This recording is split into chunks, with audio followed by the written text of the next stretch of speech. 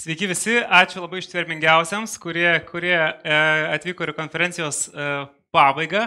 Tai manau, kad turim finalizuoti įpareigojimą, turim savo su trenksmu, pakalbėti tikrai apie svarbius dalykus. Kadangi dalyviai jau visi pristatyti, tai manau, kad būtų pirmas prašymas tiesiog labai trumpai pasakyti apie tai, ką jūs konkrečiai darote, tiesiog kad duoti auditorijai šiokį tokį kontekstą. Visi panelistai iš skirtingų sričių, bet kaip pamatysit, kaip gražiai susijungia į visumą. Gal Gintarai nuo jūsų galėtume pradėti? Jo, mikrofonais galit pasidalinti. Galbūt vieną ir jūs, Raimundai. Tai turbūt Turto banką visi daugmaž nekilnojamo turto rinkos dalyviai žino. Mes esam valstybės administracinio nekilnojamo turto valdytojas ir iš principo statom, įrenginėjam, renovuojam biurus. Aišku, parduodam valstybė nereikalingą nekilnojamą turtą. Tai turbūt tokios didžiausias mūsų veiklos rytis. Galbūt galit patikslinti, manau, kad gal ne visi žino patį portfelio dydį Turto banko, ar ne? Tiesiog, kad kartais skaičiais jisai toks... Na, pas mus ten, žinot, tų portfelių yra iš esmės 5 gal, tai bendrai mes netoli 1 milijono kvadratinių metrų turim. Super. Beatričė? Taip, aš atstovauju Strato Create, esu founder ir vadovė. Ir Strato Create yra online platforma, įrankis architektams ir gamintojams, statytojams, kuris akimirksniu leidžia susiprojektuoti savo namą, paskaičiuoti jo kainą, 3D vizualizaciją, energiniai paskaičiavimai ir kartu ir parduoti statytojams, o architektam, tarkim, rekomenduoti gamintojus arba statytojus. Tai yra ir kolaboravimo platforma. Puiku, tai turėsim tikriausia PropTech Context startuolį, ar ne, dar ankstyvesnės stadijos. Raimundai? Tai aš esu Raimundas, Jung Vilnius direktorius. Jung, kaip sako pavadinimas, viską jungia. Tai mes prekiaujam jungikliais, bet iš tikrųjų ne tik jungikliais, bet ir pastatų automatika, išmanių namų sistemomis. Ir Vilniuje turim centrą 18 šalių su logistika, su techniniu palaikymu. Tai esam pakankamai stiprus šitoje rinkoje. Tai jūs esate tas gamintojas, kuris tas technologijas ir panaudoja, ir atneša į... Va tas žodis gal atneša. Mes esam gamintojų atstovybė, kuri parduoda diegėjam. Mes patys projektų nedarom. Labai gerai. Kuo tiksliau, to geriau. Donatai? Jo, Donatas turbūt dar vienas PropTecho ekosistemos dalyvis, kilę iš, vadinkim, konvencinio verslo komercinių pastatų operavimas. Ką mes darom ir ką mes padarėm, tai iš 15 metų patirties, kaip pastatas efektyviai turi veikti, komercinis pastatas, ofisai, prekybos centras, sukūrėm platformą, kuri atranda pastato neefektyvį veikimą, tiek inžinerinį, tiek operacinį žmonių lygyje. Ir su Martino pagalba laimėjom PropTecho apdovanojimus europinius šiais metais. Ir iš tiesų dirbam tiek Lietuvoje, tiek užsienį projektai, netgi ir Middle East, Omanas, Dubajus, vakarų šalis, kur padedam sumažinti švaistimą komerciniuose objektuose. Ačiū labai. Tai Donatas atstovauja tą jau pažengusių startuolių, arba dar kitaip sakoma scale-upų grupę. Tai turim didelį nekilnojamo turto portfelio valdytoją, turim tų technologijų providerius ir teikėjus. Tai labai gražiai jungtis, ar ne? Apie tai ir norėčiau pasikalbėti. Tai visų pirma, gal irgi Gintarai nuo jūsų. Tai kokius iššūkius jau šiandien padeda spręsti technologijos jūsų kasdieninėje veikloje? Norisi sakyti versle, bet lyg tai... Turbūt galima ir taip sakyti, nes mes save bent jau laikom irgi tam tikrą verslo ekosistemą, kadangi mes turim veikti lygiai taip pat efektyviai kaip ir privatus sektorius, kadangi vieši pinigai įpareigoja. Kitas dalykas, jeigu mes neteiksim tokios pačios kokybės paslaugų, tai mes vėlgi turbūt ir savo klientam gadinsim įvaizdį ir gadinsim, kaip sakant, jiem mažinsim galimybės pritraukti talentų, kas yra ypatingai aktualu ir dabar. Tai taip, versle mūsų mes naudojam tikrai nemažai tų technologijų. Čia galima sugrupuotis į keletą dalių. Pirmas, tai aišku, mūsų vidinėm virtuvėm. Kaip pavyzdys toks paprastas, mes prieš kurį laiką automatizavom pranešimų išsiuntimą aukcionų laimėtojams, automatinį, reiškia, padarėm, tai 400 valandų iš karto sustaupė. Tai atrodo nieknekis, bet kadangi tų aukcionų ne 2 per metus, tai ir gaunasi iš karto. Ir turbūt auditorijai gal įdomiau yra tai, ką mes naudojam nekilnojamo turto valdymo srityje, tai kolegos įrankį tikrai naudojam. Vienais metais 23 įrengėm, prasitestavom, per 24 žiūrėjom, kaip veikia, 25 tęsiam projektą modernizaciją, kad būtų efektyviau valdomi mūsų turtai.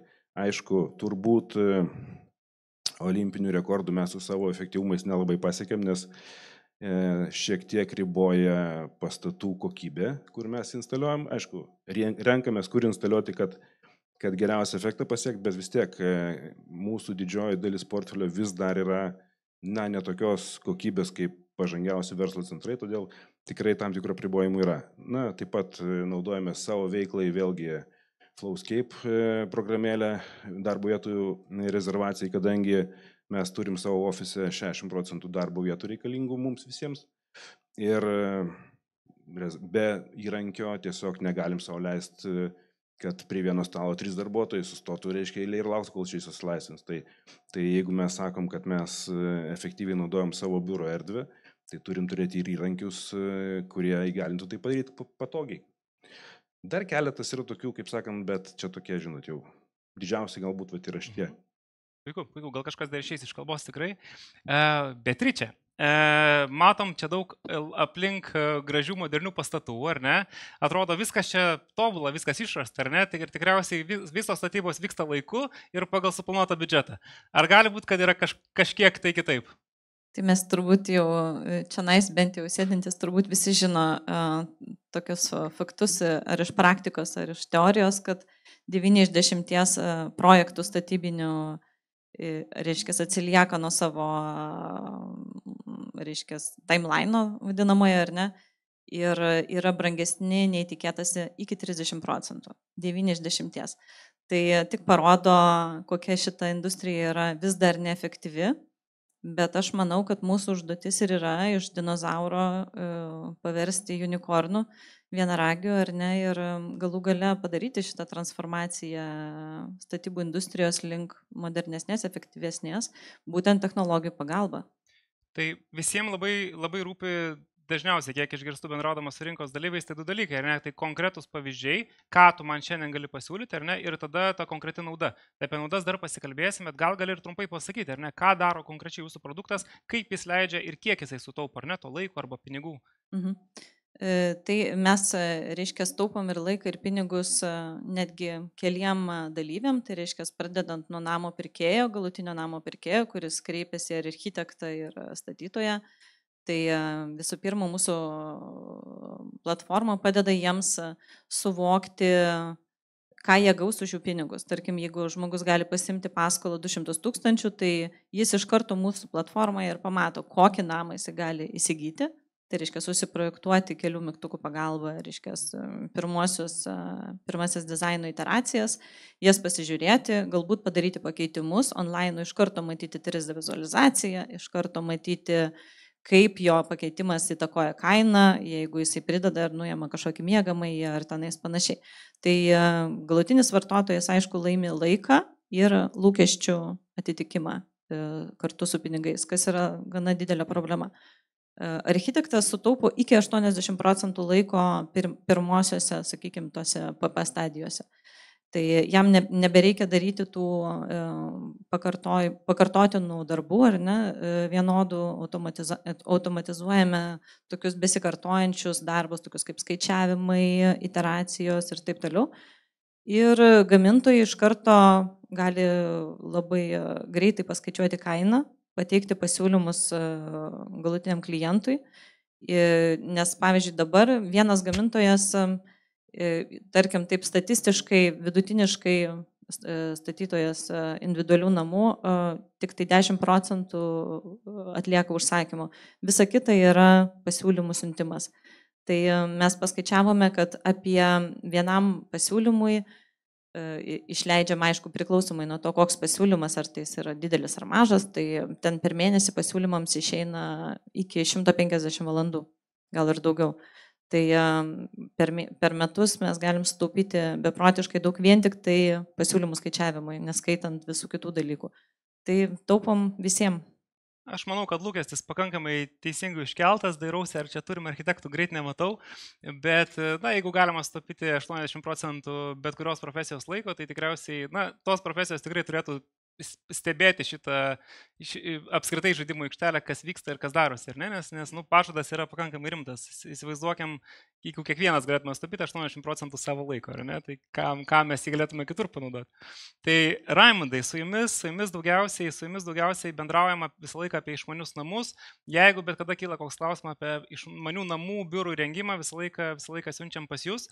Bet mes su jumis labai dažnai bendraujam ir kita tema. Mes kalbam ne tik apie išmanius biurus, bet ir išmanius miestus, ar ne? Klausimas būtų toks, kaip dabar nuo to, ką mes turim, sakykime, išmanių namų segmente, kaip viskas plėtojasi, ar ne? Ar mes čia pasieksim tą išmanių miestų viziją ir ką tai apskritai mums reikštų, ar ne? Ar čia yra kažkoks tik skambus žodis? Tai vat jūs kaip tą sritį išmanantis žmogus? Na, iki išmanių miestų dar tolokai, mes bent jau išmanius namus pasidarykim, bet iš tikrųjų tai viskas prasideda nuo valstybės vizijos. Nes šiuo atveju be to tam tikros vizijos iš viršaus išmanaus miesto nebus. Ir aišku, kaip kiekvienas skirtingai supranta, kas tas išmanus miestas yra.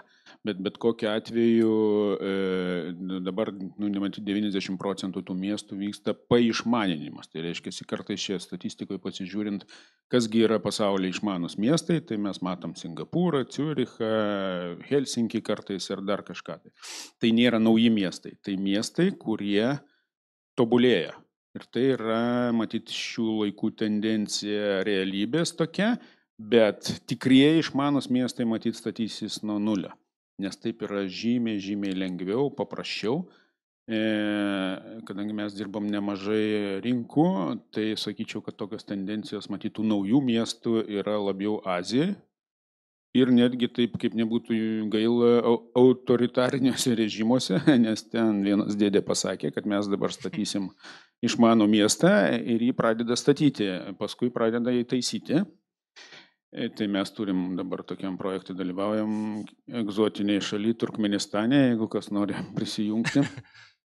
Bet iš tikrųjų tai taip, tai bent jau mano supratimu, tai išmanus miestas tai yra tas miestas, kuriame lengva gyventi gyventojams, lengva jį aptarnauti, tam reikalingi milžiniški kiekiai duomenų, pagal tai daromos išvados ir tobulinama ir prasideda tai viskas nuo viršaus, nuo noro, paskui einama žiūrima, ką galima tobulinti. Tai mūsų dalis šitame yra mažesnioji, tai yra pastatai, privatus namai, kurie turėtų būti dalis viso šito, atiduoti duomenis miestui, kuriuos galėtų naudoti kartu ir galbūt netgi valdyti, pagalvojant apie tokią, kaip ir egzotinę funkciją, jeigu žmogui pasidarė blogą, išmanus laikrodis jam iškvietė daktarą, tai greitoji važiuodama turi žalią koridorių per šviesoforus ir atvažiavus ją atsidaro duris, nes dabar jau yra tokie dalykai, kai iškviečia greitąją išmanės sistemos, o daktaras sustoja prie durų, nes jo niekas neįleidžia. Tai visa tai ir yra tokio išmanaus integruoto miesto dalis. Didžiulis dalykas, projektas, didelė ateitis, bet čia ir tos visos dirbtinis intelektas turės dalyvauti ir viskas, bet dar toli iki to. Būtinai paliesim ir dirbtinio intelekto temą. Ačiū labai, kad užvedėt būtent duomenų klausimą, nes viskas prasideda, nebūtinai ne visada, bet dažniausiai viskas prasideda nuo duomenų. Ir Donatas yra tas žmogus, kuris labai daug tų duomenų renka. Ir Donatai, gal visų pirma tiesiog irgi pasidalinti, nes dažnai tavo statistiką naudojam darbe. Tai kiek tų duomenų dabar pastatai renka ir kiek iš tų surenkamų duomenų apskritai yra panaudojami, ar ne? Kur mes dabar esam šitoje vietoje? Čia tai, kas tave šokiravo, ar ne? Iš principo, jeigu mes kalbėsim apie komercinį sektorių, aš iš komercinio sektoriaus esu, turbūt tas išmanumas komerciniuose ofisuose, parduotuvėse, turbūt atsimenat, 10 metų atgal visi skraidė ir sako, dabar bus nuotolinės valdymo sistemos, matysim daug duomenų, šiaip kaip pavyzdys, dabar jeigu ofiso pastatas pasistato, API naujas, tai jisai turi apie 10 000 signalų kas 5 minutės. Mes turim daviklius, kiek temperatūra nustatyta, kaip ventiliatoriai sukasi apie 10 000 kvadratų pastatui. Duomenų kiekis milžiniškas. Kas yra labai įdomu, kiek pinigų įdėta, kad tie duomenys sukristų. Ir tada, ką mes padarėm, aš matau tai savo kailiu, kiek tų duomenų yra panaudojama.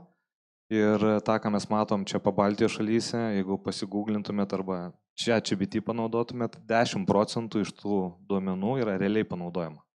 Tai iš tiesų yra liūdna situacija, kiek sudėta pinigų į skaitmenizavimą ir kiek gimsta mažai to produkto arba vaisiaus. Tai iš tiesų skaičiai yra maži, bet rinka auga. Pradeda verslas suprasti duomenų naudą.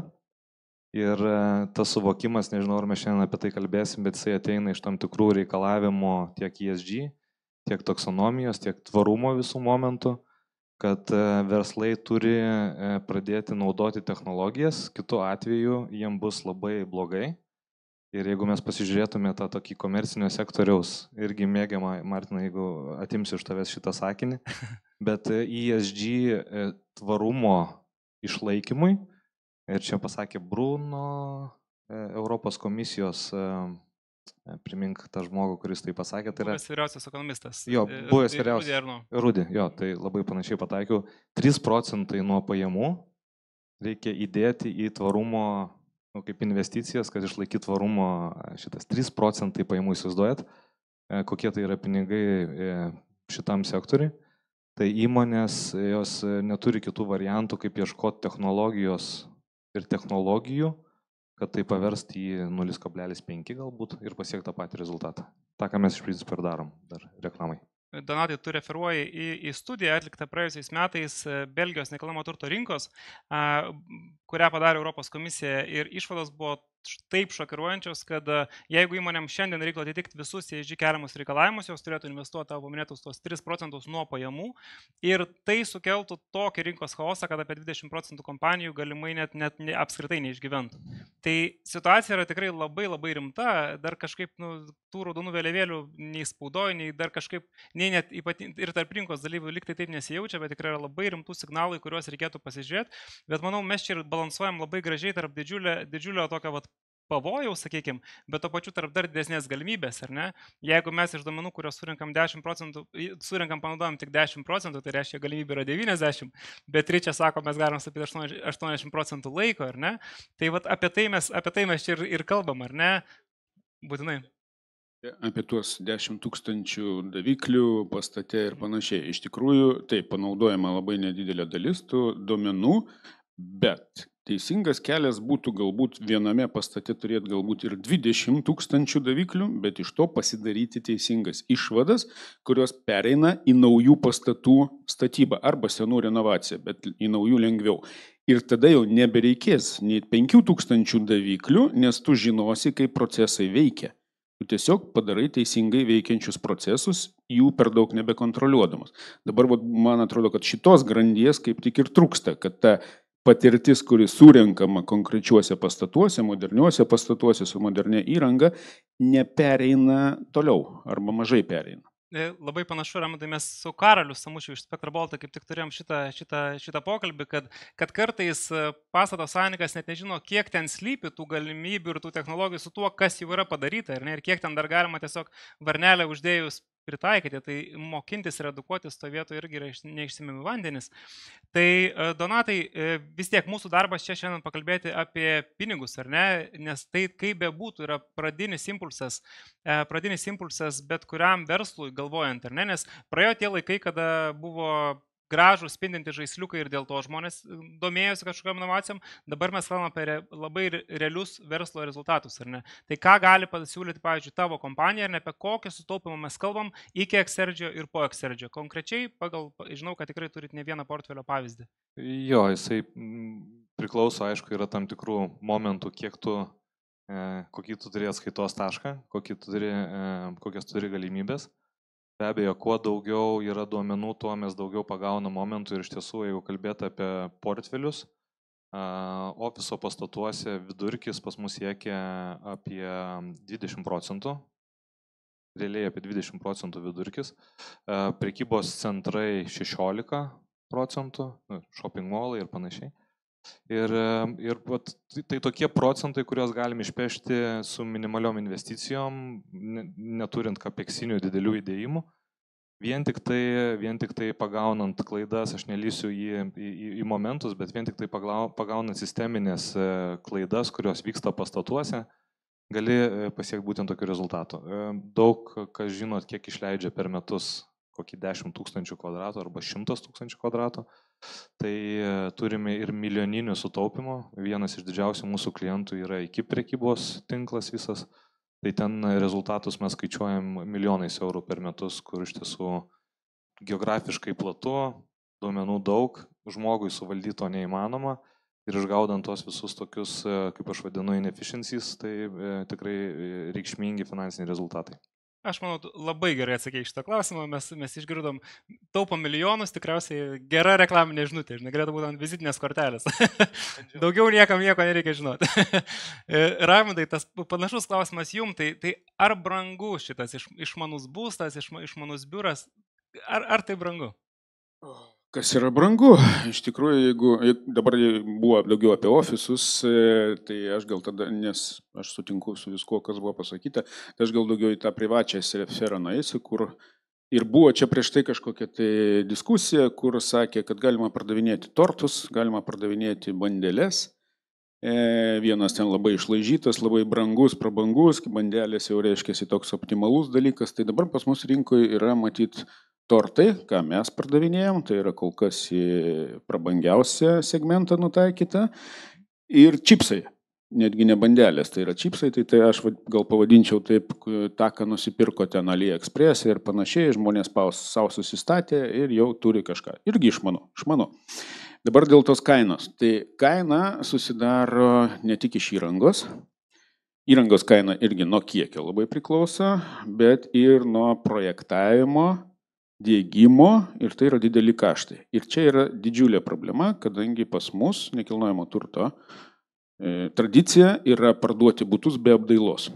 Tai reiškia, kad kiekvienas butas, mažas, didelis, nesvarbu, yra atskiras projektas, dėl kurio reikia kovoti, kurį reikia projektuoti iš naujo, diegti iš naujo, unikalus sprendimas, unikalūs norai. Visą tai išbrangina žiauriai sistemą. Bet jeigu nekilnojamo turto vystytojai ryžtųsi pardavinėti butus su pilna apdaila ir įdiegtų išmanių namų, tai būtų kaip copy-paste. Vienas butas suprojektuojamas ne individualiam konkrečiam žmogui, o kaip sutarta vystytojo. Tai bus bazinės, standartinės funkcijos, bet jos jau leis ir taupyti, ir patogiai gyventi. Ir tai bus kartais pigiau, negu kad dabar moka individualiai žmogus užsisakydamas tą savo projektą. Tokių pavyzdžių yra, daugelį šalių diegiama pilni daugiabučiai ar netgi visos mikrorajonus. Tada labai lengva tą pastatą prijungti ir prie bendros miesto struktūros, optimizuojasi tais dalykais, kad ten ant stogo stoja viena orų stotelė, kuri naudojasi 120 būtų. Dabar yra kiekvienam individualiai. Tai va čia to žingsnio iš vystytojų, jeigu mes sulauksim, aš manau, kad sulauksim, rinka paspaus, pirmų kregždžių yra, tai manau, tada tai ateis į mases ir ateis kokybiški dalykai. Nes jau dabar galima įpirkti tą, ką aš sakiau, tos čipsus, bet tai yra tik tai pamokos, ant kurių mokosi žmonės. Paskui jie pas mus grįžta. Aš manau, čia mes tikrai neįsim giliau į tvarumo pusę, bet čia yra tas tikrasis tvarumas, ar ne, kaip sako, tai ne gerai 120 oro stotelių ar ne ant stogo, tai jeigu paimsim 10 000, 100 000, tų pačių... Taip, čia tik tai mastelio parodimas ir iš tikrųjų, viskas, kas yra kaip masto ekonomika kažkokia, tai viskas yra žymiai kitais kaštais. Greitis, kaštai, tuo pačiu viskas tvarumas, mažiau pakuočių, mažiau viso kita, viskas tai susiję. Tai reiškia, išmanus būstas, išmanus biuras, jis irgi galėtų pigti kartais, ar ne, vietos tam yra atradus tą visiškai kitokį prieimą. Ar šitoj vietoje yra galimybė uždirbti vystytojai? Vystytojai, galim pajuokauti, kad 2 kartus netgi gali uždirbti. Ir kodėl? Todėl, kad vieną kartą jis jau pardavė su butu tą sistemą, gal nedaug uždirbdamas, o paskui kartais įjungiamas toks modelis, kur dabar ir automobilius pardavinėja, kad už 3 mėnesių gauna žmogus laišką, kad gal jūs norite valdyti domofoną telefonu. Aišku, noriu, o kiek kainuos? 3 eurai per mėnesį. Ok, įjungiam. Ir taip jis kas mėnesį gauna vis po laišką su nauja funkcija. O iš pradžių jisai sumokėjo kaip už standartinį, jos neveikia. Irgi antras iš modelių. Ir paprastai vystytojai sugeba būdų išnaudoti, jeigu nori. Super. Beatričė jau prižadėjo čia mums 80% sutaupimą. Klausimas, kur ribos dabar, ar ne? Ir tos ribos tikriausiai ir kokios jos gali būti, bet aš žinau, kad šiai dienai mes tikrai jau aiškiai matom, kas darosi su dirbtiniu intelektu, ar ne? Donatas papasakos iš savo srities. Tavo srity yra tam tikrų niuansų, ar ne, kad dirbtinis intelektas dar nėra tas visažinis ir jis negalintis pakeisti visko. Tai kur mes dabar esame? Gal gali pasidalinti, ar čia visiems ieškoti kitų profesijų, ar dar ten yra ką veikti? Tai dirbtinis intelektas, bent jau kalbant apie statybos industriją, tai tikrai nemanau, kad pakeis architektus. Architektai galbūt daugiau taps ekspertiniais vertintojais, kurie galėtų dirbtinio intelekto arba bet kokių kitų algoritmų pagalba sugeneruotų projektų ar skaičiavimų, įvertinimų ir taip toliau, peržiūrėti iteracijas, įvertinti, patobulinti ir savo, kaip sakant, kritiniu mąstymu ir profesiniam išvalgom įvertinti tuos dalykus. Aš manau, dirbtinis intelektas yra tik, kaip ir mes visi žinom, pačioje pradžioje ir mes dar tik tai pamatysime, kas bus. Šiuo metu dirbtinis intelektas jisai daugiau yra galbūt, jeigu kalbant apie statybų sferą, apie architektūrinę pusę, daugiau vaizdų generavimui, inspiracijai, įsikvėpimui ar tokiam geresniam kliento poreikių išsiaiškinimui per chatbotus ir panašiai, ar ten kalbos modeliam, kur galbūt kaip sujungti vienas ar kitas erdves, bet vis dėlto pačiam projektavime tai reikėtų naudoti ir ne tai, kad reikėtų naudoti, bet šiaip naudoja rimtos projektavimo, generatyvinio projektavimo įmonės, naudoja daugiau kitus matematinius algoritmus. Ir čia yra dažnai, mes ir su investuotojais dažnai taip prasilenkia tos nuomonės, kad jie visi dabar labai nori dirbtinio intelekto, bet jis yra tik tam labai geras įrankis, bet tam tikriem dalykam. Tarkim, kaip išrastume dabar ibuprofeną ir gydytume absoliučiai visas ligas ibuprofenu, nesvarbu, nes geras. Tai lygiai taip pat dirbtinis intelektas geras, jis geras tam tikriem dalykam, bet tam tikrom problemom spręsti reikalingi kiti matematiniai modeliai, tarkim.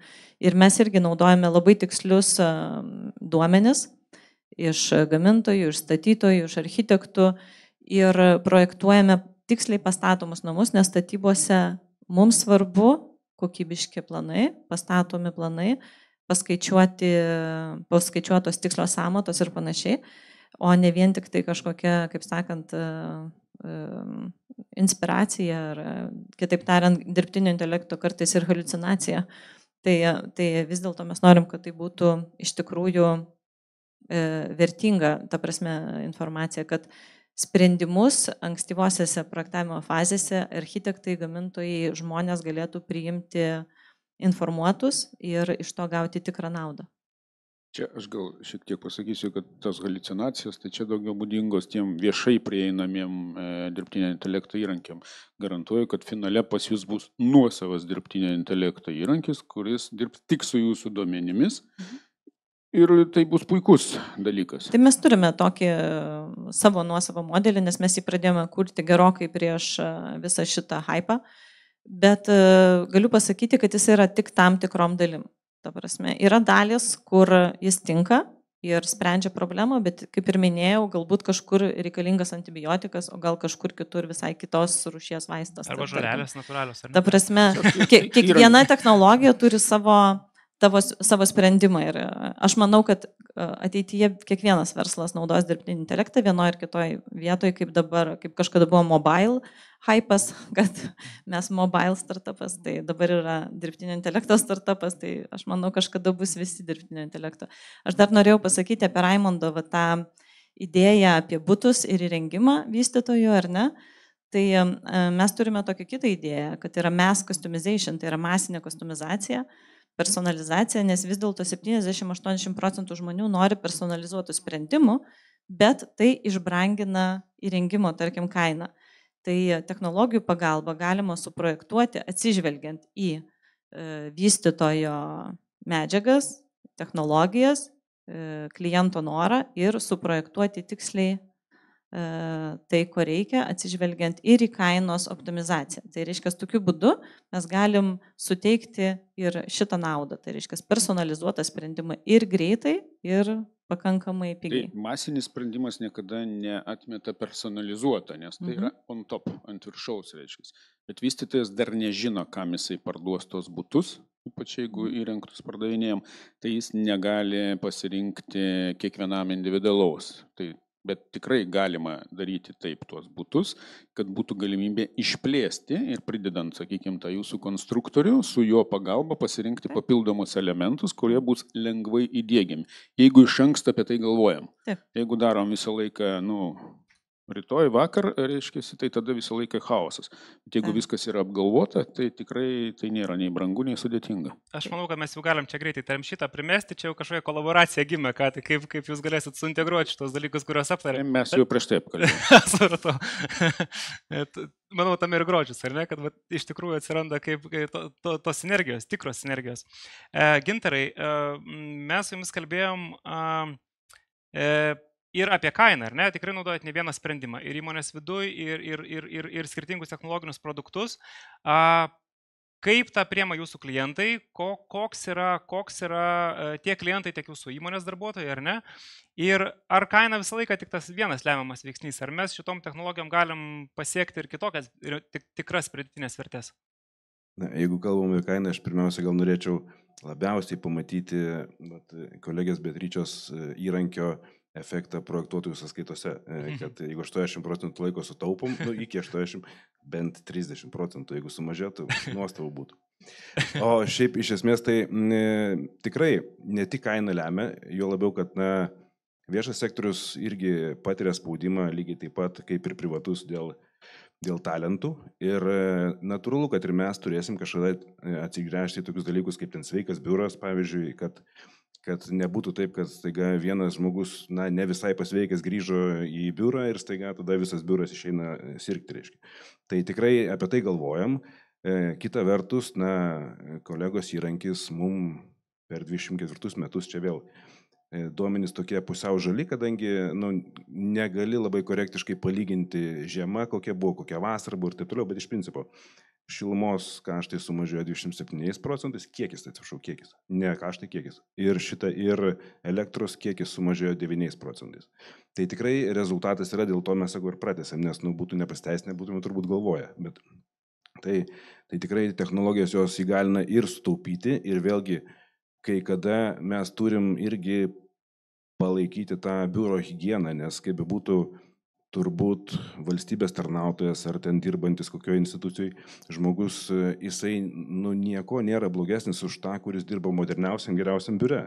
Jisai lygiai toks pat žmogus, kuris turi savo poreikius ir mes kaip paslaugos teikėjas privalom juos patenkinti. Ir kuo toliau, tuo labiau turbūt tas spaudimas kokybei augs, nes kaip būtų, mes dabar jau matom, kad Vilniuje kokybiniai reikalavimai yra ženkliai aukštesni nei, pavyzdžiui, kokiuose Šiauliuose ar ten Pagėgiuose kaip pavyzdys, nes tikrai yra tokių biurų, kur jūs nenorėtumėte užėti. Mums tikrai dėl to iš esmės irgi gėda kažkuria prasme, bet dirbam ties to, ne viskas per dieną. Bet klientų, kaip sakant, požiūris į biurų ir reikalavimus, tai natūralu, Vilniuje yra, visi mato dangoraižius, kaip sakant, su nuostabia darbo aplinka ir tikrai nori, kad ir mes tokius turėtumėm. Tai turėsim. Super. Ar įvertina jūsų kolektyvas, pavyzdžiui, ar tiesiog pastebi, ar tikrai, nežinau, kad turite kažkokias vidinės apklausas, tai Tikrai taip įvertina, mes tikrai apklausinėjom savo klientus dėl mūsų teikiamų paslaugų kokybės, ar specifiškai vertina ten šildymo, vėsinimo, ten kažkokius parametrus, tai tikrai ne, bet turbūt mes kaip paslaugų teikėjas esam geriausias tada, kai mūsų nesimato. Tai yra, kai biure yra komfortiška būti, tai reiškia yra gerai, nes jeigu per šaltą arba per karštą jau yra problema ir tada iškart ieško, kas čia blogai kažko nepadarė, tai mes jau reiškia esam pralošę. Kol mūsų nepastebi, tol viskas yra gerai. Ačiū Gintarai, labai teisingai užvedėte apie būtent tą problemos sprendimą, kai problema jau egzistuoja. Bet būtent ką įgalina ateities technologijos, ar ne, ir jau dabarties technologijos, tai užbėgti įvykiam už akių ir užsimti prevenciją, ar ne, ką bendram, ką daro ir Turto bankas. Tai Donatai, vienas labai įdomus sprendimas, apie kurį neseniai, net nežinau, ar skelbėt viešai, ar dar neskelbėt, bet gal čia bus krikštas. Bet vieną labai įdomų įrenginį užsisakėt, kuris gali pakeisti daug procesų nekilnojamo turto rinkoje. Jo, užsisakėm, laukiam labai atvykstančio.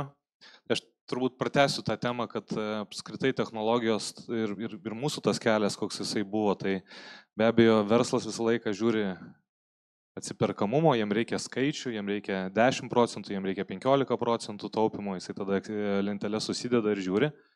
Labai dažnai yra pametamas tas momentas, ką jūs minėjote, kaip yra kokybė ir kaip mes galim matyti, kaip žmonės ten gyvena. Šiaip pas jūs gerai gyvena, mes matom CO2, mikroklimato visus parametrus, tai nėra blogai. Tai nėra blogai. Ir antras momentas, kas dažniausiai būna tas overheadas vadinamas prie visų tų tangible arba tų jau pamatuojamų rodiklių ekonominių, tai yra tas operacijų valdymo greitis. Tai yra, kaip tu sureaguosi greitai, kad pas kažką šalt arba trūksta oro. Idealus scenarius, kai jau kažkas nori kažkam skambinti, o pas jį ateina žmogus, matom, kad pas jūs temperatūra sukilusi ir žinom gedimą, mes jį pradėsim tvarkyti. Ar ne? Tai čia ir yra tų technologijų ir duomenų panaudojimas ne tik tai sąskaitų eilutėse, bet ir to žmogaus jausmo, kad juo rūpinas kažkas. Na ir mes tą kelionę darom, AI-us labai padeda, čia atskira turbūt diskusija yra, bet sakom, kodėlgi tą vadinamą programinį AI, turbūt girdėjot ir apie fizinį AI, o apie fizinį AI šneka Elonas Muskas daugiausiai, ar ne? Tai jisai jis apie daug šneka dabar, bet principas toksai, kad mes matydami tą duomenų naudą ir tą operacijų greitesnį valdymą, tiek pigesnį, padarėm paprastą momentą ir užsisakėm humanoido robotą. Turbūt būsim pirmieji Lietuvoje, kurie atsiveš ir pradės dirbti, ir mes jau pradėjom dirbti iš technologinės pusės, būtent kaip įgalinti jį atlikti tam tikras specifinės funkcijas, kurių yra pastate labai daug, nuo valymo, apsaugos, prieimimo, to paties sureagavimo, laba diena, jums turbūt šalta arba karšta, žinom, to atvarkysim. Tai tos technologijos taip greit juda į priekį. Aišku, laukiam labai Optimus versijos, jau sako, 26 metais paleis į priekybą, bet humanoidų rinka jinai bus labai didelė. Nežinau, ar teko girdėti, Japonija planuoja jau 25 metais savo darbo rinkoje turėti bent 3,5 milijono humanoidų, kurie darys tam tikras funkcijas. Tai labai įdomus laikas laukia ir žiūrėsim, kaip seksis mums jį mokyti. Jau tą procesą pradėjom, tai tikimės, kad galėsim gal ir Jungo gamyklą atvežti ir Turto bankui. Jeigu Beatričė tau reikės kur nors, tai irgi kreiptis. Manau, jūs jau rezervacijos formą online galite. Gerą pardavėją. Taip, tai už pabaigai norėčiau tikrai paėmėm labai skirtingų dalių, ar ne, kur tai veda ir tikriausiai išvada paprasta, tai yra neišsemiamos galimybės ir neišsemiami klodai, kuriuose galima labai stipriai išlošti ir tradiciniam nekilnojamam turto verslui, ir inovacijų kūrėjam, ar ne, ir kolaboruojant nekilnojamo turto verslui su inovacijų kūrėjais. Tai Raimundai, gal pabaigčiau su jumis. Kas turėtų būti tas dalykas, kuris padėtų kažkaip visiems dirbti galbūt kartu ir išnaudoti tas sinergijas, kad mes nueitume iki šito, kad mes galėtume dirbti kartu, ar ne? Kalbėtis, mes dabar čia susėdom, jau matom, kad galėsim dirbti kartu praktiškai visi. Tai čia, manau, kad čia iš tikrųjų tai informacijos ta sklaida, jinai būtina, nori nenori, reikia dalintis tą patirtimi, gerąją patirtimi, blogąją patirtimi, visom patirtim, tam, kad visos dalis, kurios dalyvauja šitame procese, tai yra ir užsakovas, ir diegėjas, ir valstybė, visi turėtų tą informaciją, kad tai leidžia tikrai sutaupyti. aš čia apie tą sutaupimą, tai tikrai sutaupyti galima 100%. Nu, išjungiat visiems šildymą, šviesą ir visą kitą, bet va čia ir esmė visų tų automatinių procesų, kad jie turi išlaikyti arba padidinti komforto lygį, tuo pačiu labai racionaliai naudodami energiją. Tai aš tiesiog palinkėčiau daugiau bendravimo tom kryptim. Visiems suinteresuotėm apsikeitimo, va, aš laukiu jau roboto ir, taip sakant, turėsim rezultatą. Puiku, tai ačiū labai visiems diskusijos dalyviams, ačiū auditorijai ir tikiuosi ne paskutinį kartą ir labai lauksim diskusijos dalyvio humanoido roboto sekančiam kartui, Donatai. Ačiū visiems. Ačiū labai.